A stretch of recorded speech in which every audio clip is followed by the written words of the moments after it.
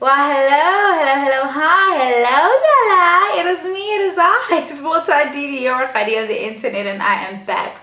We are back, you guys, and we need to get into the two Baba and animes. Okay, episode 3 and 4 of Young, Famous, and African, and let's get into it. I am annoyed.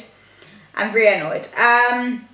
We pick up at the mask thing where all Kanye, if Kanye doesn't say everybody had a mask on for the rest of her life, she'll be good. Like, she said it enough this episode for the rest of her life. Okay. We pick up with Andile screaming at everybody, saying that he's uncomfortable with, like, you know, people speaking to him like that. Kanye seems to want to hold her position on this, and I said in the last review that I'm a person who obviously speaks the way I do. I also swear a lot and stuff, but I'm not gonna use language that other people find to be distasteful, especially when I'm trying to communicate affection.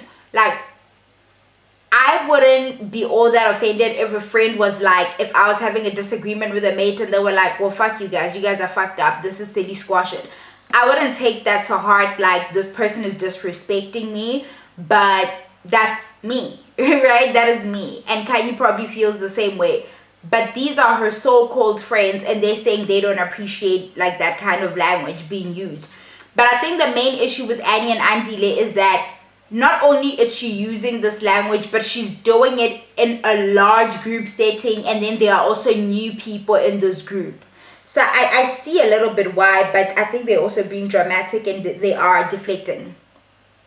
People don't really want to deal with what's going on. But Kanye's always meddling. Since last season, right? She wants to play, like, peacemaker, but it's not real. Like, I don't know how to explain it. It's not genuine. It's just she wants to play peacemaker, but it's meddling. It's more just being nosy. She's always in somebody's business doing something, right? We never got to see what's going on in her fucking relationship last season, and now they're trending in the blogs and we are hearing that it's over, and her ex is saying that he had sunk into a depression because his life was allegedly being, centered around this one person, he alleges. So we don't get into that. She said, let's do a group therapy thing with Quentin and Kaylee. And when they got there, her man had chickened out of the whole thing and made an excuse that, oh, he didn't like the fact that I came home crying yesterday. Like, we never get to see what's happening in her life. But she's so busy trying to figure everybody else out. And I don't know if anybody else has, like, spotted that. We don't have a personal Kanye story. We don't. The most we got was the little bit around her daughter being her neighbor. Like, her daughter living in the apartment next door. And where is that now? Because if this, maybe the relationship was still on while they were filming, but if it wasn't, I would like to know, is she managing to maintain that lifestyle without that guy? Because we know that's her hustle, right? Like, men will always be her hustle. And it's nothing the matter with it. I'm here for it. Completely here for it. But it leaves her vulnerable in that, like, when she's in between men, who's maintaining her lifestyle? If she's maintaining a lifestyle, is she having a hard time maintaining her lifestyle? And in my first episode review, I mentioned her life looking like her things just feeling borrowed and stuff. I don't know necessarily if she cares, but it's like, it don't matter. We move on. Zari. Zari is, where are we? Is it still at the same gathering where Zari's sitting with somebody and she says to them, oh yeah, did you hear that two Babas having a baby with their personal banker? It's the glee for me, right? I've gotten to a very interesting point with Annie where she just seems sad now, right? It was like, yes, we had all the punchlines. Oh, innocent is not innocent. Like, we had all the jokes, but now the more you watch, you're like, nah, something is wrong here. What is the juju? Okay, like, what is going on here? So I feel like a lot of us are making a turnaround and, like, kind of thing where we're like, we're more experiencing, like, sympathy for her. But there was, like, glee I understand they're not the bestest of friends, than the bestest bombers of out there, they just aren't the best of mates. And I I still don't understand, especially Zari, who's dated somebody like Diamond, had kids by him, and knows what it's like to be like played like a fiddle on a huge stage like that, where so many people are looking at your relationship and what's happening. I would expect her to really understand what Annie may be going through when these allegations come out. But it seems like she's very, like very gossipy about it. Swanky not giving us details again, talking about how Annie was just talking reckless about him. This is where we get bits and pieces of what may have transpired. And he says Annie was talking about me because she wasn't aware that I was on the other end of the line with the other person. So she didn't know that I could hear what she was saying, and then I couldn't believe that my friend was saying these things about me, but then he doesn't give us the details at this particular point. I have tea in hand. I'm literally so old. It's like rooibos and honey and lemon. Oh my god, you guys, yes. And he sits down with Andile for a chat, like a podcast type thing, and she's like, she wanted to have the conversation about to clear up these rumors with somebody whom she's comfortable and she trusts them to handle the story with the kind of care that she feels she deserves. And that makes a lot of sense for me. Andile creates like a safe space for her to be able to do this. Then she explains, because he starts off by saying, break it down for us and make us understand what those timelines look like as to how all the kids came about. Annie is trying her hardest to paint this picture of Tubaba being this good man and trying to make like this is not as bad as we think it is. She says Innocent has 2 baby mamas. So is that what she says? I think she says all the other kids are by one woman and then the other kids are by her. I don't even know what the hell she was saying, because it didn't matter, right? Then she goes on to say this banker has been rumored to be pregnant when I was pregnant with Olivia. Olivia's her youngest, and I believe Olivia might be 8 years old at this point, give or take. And she's like, since 2014, these rumors come out, and people don't follow the trend that every so often when this person falls pregnant, it's decided that that is my husband's baby. But nobody has gone to follow up to check if these allegations have been true, And she's tired. She feels like her marriage is being attacked. But most importantly, people are not being responsible with the children involved. And the children are old enough to read these things now. She has a bit of a breakdown. She's always like got a little raspy thing going on with her voice. And she's always 5 to having a breakdown and, tears because she's bruised and battered from being married to that man, I can only assume. I need people to leave my kids out of this. She goes off crying. Andile goes off to comfort her, and he's another one who's like, we really need to give this woman a break. I mean, we sort of do, but I feel like for her mental, Annie should not come back for season 3.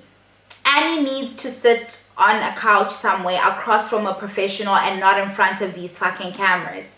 Because she is literally falling apart in front of us, and it's all oh my god, like she's so dumb, oh she's bringing down the average, and then it's wait a minute, this person is literally fading for our viewing and we're just consuming it. This is a person, this is her life, this is real. I don't think she should have, I don't even think coming back season 2 was a good move for her. I don't think so. Like mentally, I don't know how she's pushing through this. I don't know how how we're talking about her online right now, her having to watch herself back, just like really be less than smart around like how she deals with issues surrounding her husband. I can't imagine she's okay. I really cannot. Zari and Andile link up, and Zari's like, why are we here? The chemistry still happening, and she's like, what do you think the real reason is that Diamond doesn't want us really getting together? And Andile responds, well, I feel like, we're developing our relationship and we have a brotherly thing going on and maybe that's it. And Zari's like, no, that's not it. When he's with me, he says that you remind him of himself. You guys have this player boy type nature going on, and he just sees me getting dribbled all over again, and that's why he doesn't. It's like Zari's so fucking delusional. Zari actually believes she's so special to Diamond because she's special. Like, I don't think, especially so-called like beautiful women who buy into the fact that their beauty is this currency, they tend to be stupid and actually believe the lies that they told. When a man attaches himself to you, he's branded you now. I said in the last review, he never calls her Zari. It's always the mother of my children, because you're now an extension of him. Because everything is about him, right? Everything, it revolves around him. He can only identify your value by way of him, right? You, Andile, crossing that line is disrespecting him. It fucking has nothing to do with you. It really has nothing to do with you. Curtailing your movement, curtailing his movement rather, restricting access. It's always about him. It's his ego. It's my things. It's literally on the same level of, no, you can't drive my car. That's my stuff. You're that. And you may think, like, in your head, because they sell you on these things where you think, oh, I'm so special to him, and he'd never treat me like that, and he'd never, but like, pretty sure you were dribbled. Like, I'm pretty sure you had a similar experience to what Annie's having. You just weren't married to the man, and maybe you sort of got out of it, whatever. But it's like, this man is still managing to have so much control and influence in your life, and you think it's just, and it's not evened out. It's not like you have the same kind of presence in his life, where you get to like dictate who gets to come in and out, you know. I think you're delusional, but that is like, you know, a side effect of being a desirable woman. You get to a point where you buy into the bullshit, and then the rest of us have to sit there and be like, well, you and Annie actually need to be friends. You some less than smart women, like you could bond on that. I'm just saying. Oh, and then Andile also mentions that, you know, are you okay with Diamond moving on? And Zari's like, she doesn't have an issue with Diamond dating other girls. And because Andile's like, she's like, they both talk about how they see that he might be developing something with Fantana. So we see that they saw something on that meet that they all had where Fantana was there. Fantana visits Diamond. Ugh.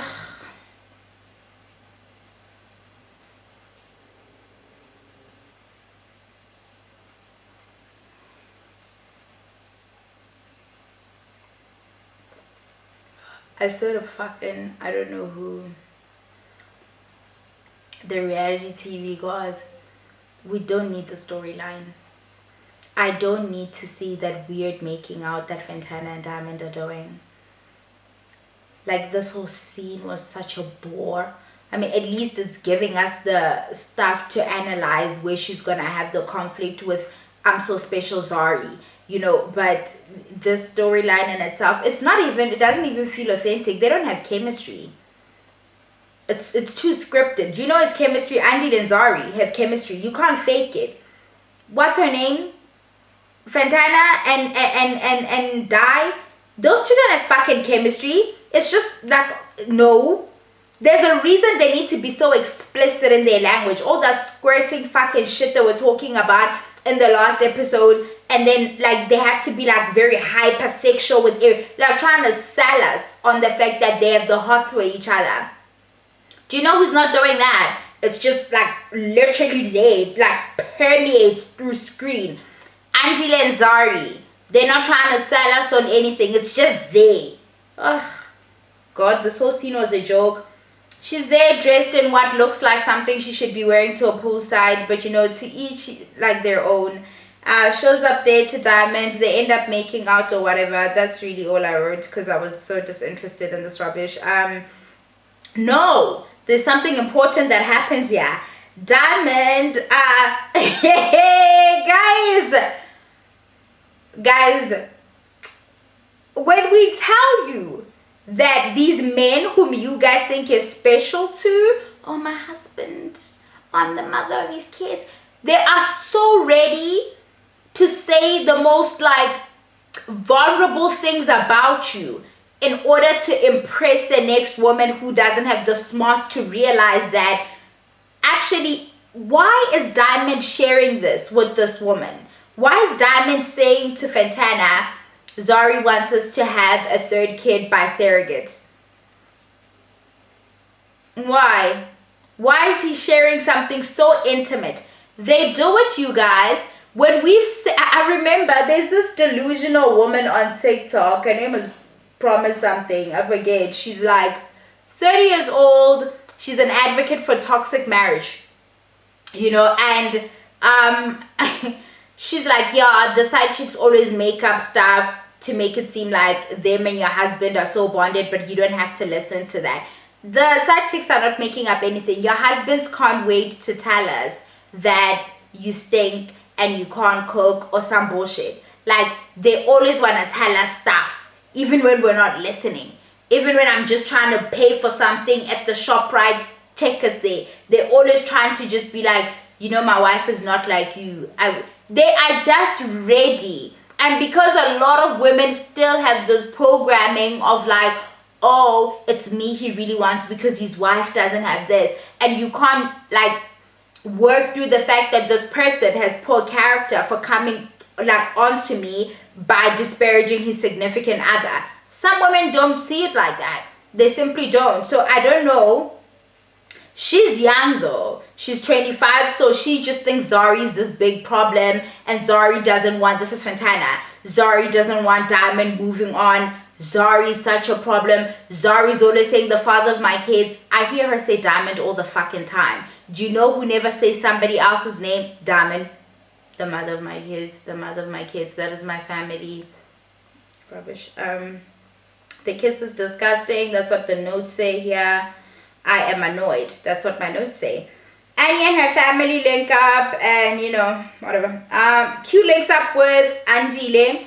Why are they shooting a scene at a basket? We don't have a big basketball culture in SA. We don't have it, so I don't know which audience they're putting on for at this particular moment. They could have gone to play like pool table. If they needed an outdoorsy type thing, they could have done golf. They could have gone for like soccer. Anything but basketball. It's so inauthentic. Like, it's like, what the fuck is this? Quentin links up with Andile, and then Barkemang Lois shows up. Lois was a bad casting choice. Okay. Lois does not fit into this group. I don't know if it's the age or he's trying too hard to be as well established as everybody, or he's just coming into a group of already established people, established in their personal capacity and secure in career, but also established as a group, and so finding his way is proving to be very difficult. But he sticks out like a sore thumb, and he's just, it's cringe to watch. He's a fucking cornball, and not like the kind that I like, you know, which is sad because I actually think he's probably a cool guy, but it's like, it's not working. You know, Andile makes the point that I wish Lois would just be himself so we could meet the real him. It feels put on a little bit, which is interesting because all we ever get is Andile putting on his broadcaster persona in his confessionals and addressing anything. So it's fucking rich for him to tell us about how Lois is coming across inauthentic. Like, okay, player. Yeah, oh my god, Swanky arrives looking so cute. His little blanket and his little wine, and Swanky is just, I'd get with Swanky, guys. Like, if Swanky would have me, I'd get with Swanky for real. I am not playing, okay? He is so much swag. I love it. I love it. What do they really talk about here? Oh, Swanky swagged out. I don't have much news around here. Oh, I think the Tubaba thing comes up with the baby and what have you. One thing you'll notice is how much nobody, like when the men, it's just the men, they don't call each other out on anything. That's interesting to me. Fantana links up with the girl. Fantana links up with the girls, and she has them doing like a sip and paint type thing, and they've like a nude model with like a fruit basket hiding the manly bits.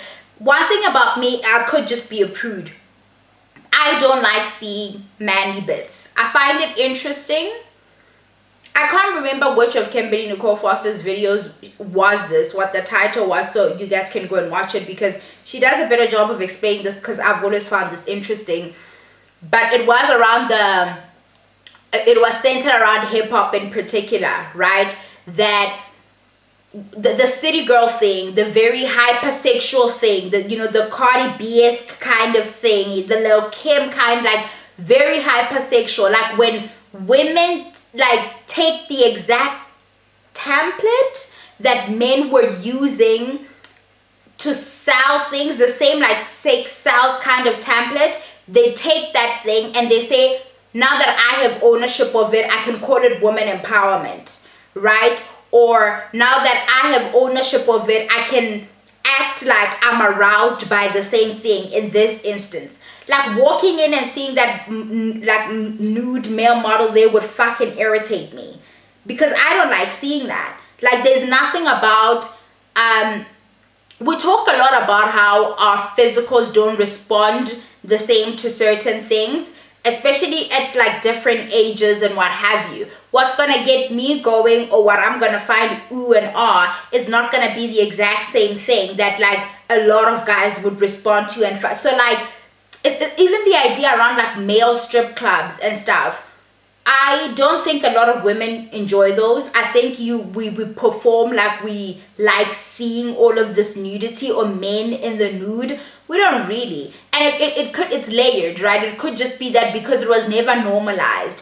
It could be that we're also performing respectability politics. But for me, I feel like it's also that it wasn't normalized, because even as a woman, you're fed a lot of imagery of naked women, right? So that's how you view that lens of seeing like sex and sexy. You take that on as well. You're seeing the same music videos, right? That's where we also develop all our body image issues. This is veered off, but the point is, the male in the nude thing, it's not a thing.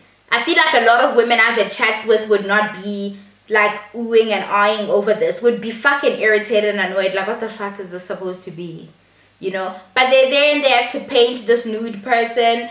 Annie isn't arriving at the thing. You barely notice Kai is in the scene because Bonang is in the scene.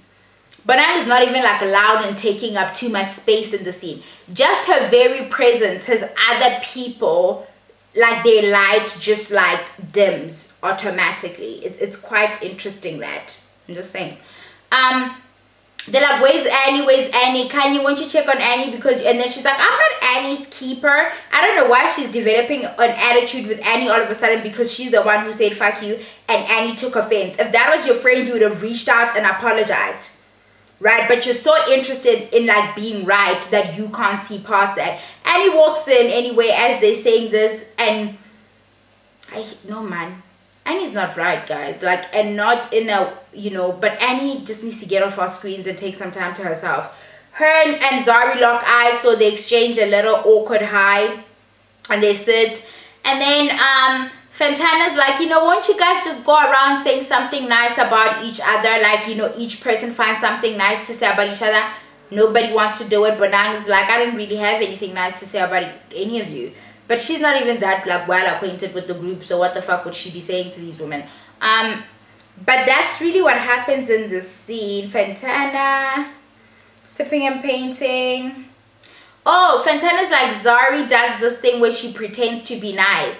Where are you getting this? This is your what? Second time being around this woman? You've already been so influenced by what everybody else is saying about her that you're now just deciding that she's acting nice, right? You're not giving her a chance. You're not trying to learn her for yourself. You have already adopted other people's feelings and experiences of her, and you've made them your own. And there's now, you are standoffish with her. You have a barrier up and you can't see it, and you're making it all her. But even in scene, I'm looking at you, you're not very receptive to her just being around or whatever. You're almost on edge, you know. When Nadia arrived in the scene, actually, she asked what's been going on and stuff, and Fantana let her know that she went to studio with what's his name, with Diamond, but she didn't let her know that she made out with him later on at a different meetup. She didn't tell Barkemang Nadia that. I suppose she didn't trust her with that information, but whatever, who knows, who cares. Lois, oh, they're back at the basketball court. Nah, because Andile is now asking Lois, yeah, because the scenes bounce. Sami asking Lois, like, how did you feel about what transpired, because Kanye was supposed to be introducing you to the group and that's how things unfolded. Then he gets up and does some cheesy ass toast that he had rehearsed, that he was supposed. Anyway, I don't even want to bother myself. Annie arrives and says hi. Yeah. Oh, yes. Fantana is trying to be very pushy, trying to get to the bottom of what's going on in the group. Guys, things just need to be authentic. I feel like if we wanted people to talk about their feelings, have some card games with some icebreaker kind questions on them that force us to converse and stuff. You can't have us sipping and painting. If you have us sipping and painting, let's add the icebreaker cue cards and stuff in the painting. You know, ask a question and hopefully people participate. But people have their guards up in this scene. They wouldn't have if Bonang wasn't there. I know that for a fact. And then Lois also mentions to the guys that he owes Bonang an apology years ago. He's 30 now. So this is 7 years ago, because he says this happened when he was 23. He said like 7 years ago, he put together his first event. It was a fashion week of sorts, and he had arranged for a lot of celebrities to come to Botswana, because I keep saying that and it's Namibia. To Namibia, he had arranged a whole bunch of people to come, but now was one of them. He forgot to confirm her accommodation, so she couldn't stay. She had to fly back and stuff. Louis' story has been consistent in as far as what happened. From what I'm gathering, he's been very consistent as to what transpired here. Remember this part for later. Bonang sits down with Fantana after everybody leaves, and they try to figure out what happened. Like, why was there so much tension? Because they are the new girls, right? And then she tells Tengaki, but Fantana tells Bonang that, I actually made out with Diamond and stuff, and they being all girls about it, like, oh my god. And Bonang's like, I see some danger here. In her confessional, she's like, I see danger between her and Zari, but we will see. And then Tubaba hangs with Andile and the guys. So Andy arrives first, and they're just having a chat about what's been going on. Men don't hold each other accountable. Nowhere in the scene is anybody being like, yo, do you see though that even if this particular rumor isn't true, how you've moved in the past, it's opened your family up to so much. People just hurt your wife whenever they want to sell papers, whenever they want their blogs to do well. They can just plant a story in there, whether or not it's true, and it gets to stick. Something to do with my memory card being full, so I'm having to finish this on my phone, but nobody does. Where was I? Yes, the link up. Andile arrives first, and Tubab is just going on and on and on about how his kids are old enough to read this. They're affected. It's such a cop-out, actually, on both him and Annie's part from earlier on. It's like you're using your kids to avoid being responsible for what you, like, the fact they are in this position because of you. You weren't responsible enough to make sure that you live your life in such a way that your kids won't have to come and be embarrassed of your behavior later, or that people can't use things to make your kids be embarrassed of you later. and now it's everybody else's problem. It's like, no, it's not what I did. It's the fact that you guys are talking about things that I've done, or in this particular instance, people are alleging that I've done something that I've done in the past. They're saying that I've done it now, and I'm saying that it's fake news and everything. But the point is, like, he did this to his kids, and at no point does he take ownership of that. It's always the media. It's always people on social media. It's always somebody else. At no point, and, the boys, and so does Annie, sort of aid him in evading any kind of responsibility for, like, his role in all of this. It must be nice. I want to be protected like this. He's such a protected member of society, this one. I want to be him so bad. Naked arrives. Andile sees what I'm seeing. And that's that Naked is dressing funny. Quinton is dressing funny. And like, Andile's like, why are you a girl man in these leather pants? But like, Andile, leave him. Let him express himself. Wow. And he's like the fashion police, because when Louis arrives, he also has something to say about Louis' shirt. I think he's like, could you not find a shirt that fits? And Quinton is like, dude, are you the fashion police? Kante, like, what is this, right? And like, Andile is one to talk. Like, it's not like he's fashioning hard. Like, chill, dog. As they're sitting at the table, Lois mentions wanting children. Lois is 30. Louis mentions that he wants kids, but he doesn't want a mom. He just wants the experience of being a dad. Lois thinks life is a movie. Is he a rich kid? People from Namibia, please tell me about Louis. Is he a rich kid? Like, does he just come from like loftiness where he's not rooted in real? I mean, sure, women go to like, banks all the time and they shop for sperm and whatever, but we know the issues that like lead women down the path of like single motherhood by choice, right? We know how that happens. What's his whole shtick? Like, what's his whole shtick? And then Andile's like, dog, like, that's not real life. Like, do you not want your child to have that opportunity of having a mom and a dad in the home? I'm not very big on like, selling the nuclear family as this perfect model of a family. I think it can be a scam. I think a lot of multi-generational households get it right. Having a grandparent in the home centers things sometimes, because some of us don't have kids when we're ready. We need that help, right? When you're young and you're hustling, you're trying to get your shit together. So like the nuclear family is just like, it can be such a scam. But he says his mom and dad didn't work out and he wanted that. And I find that a lot of the times people who went without are the people who wanted more, and the people who come from two-parent households, we tend to not romanticize the reality of it, because I think when you're on the outside and you don't have that, you think it's this thing, like you have, as they depict it, because they sell it so much, because capitalism benefits a great deal from promoting the nuclear family, right? You think you missed out on something. But in recent years, everybody's been talking about like what fucking losers their dads were. So I get why he's saying it, but it's not that serious, guys. If you didn't have your dad around, because a lot of you didn't, it's not that serious. I mean, it's serious, but it's like, guys, sometimes your dad is around and he's still a para. Like, what the hell? Yeah, that's pretty much what happens in the scene. And then we meet up with Bonang. Swanky is hosting Bonang and Fentana for some massage and bubbly. And they just get to chatting. And then Bonang tells Swanky that this one is making up with Diamond or hooking up with Diamond. And Swanky's like, nah, won't you? Like, don't even say that I didn't tell you about what's going on. Then Swanky, Swanky, why did you do that?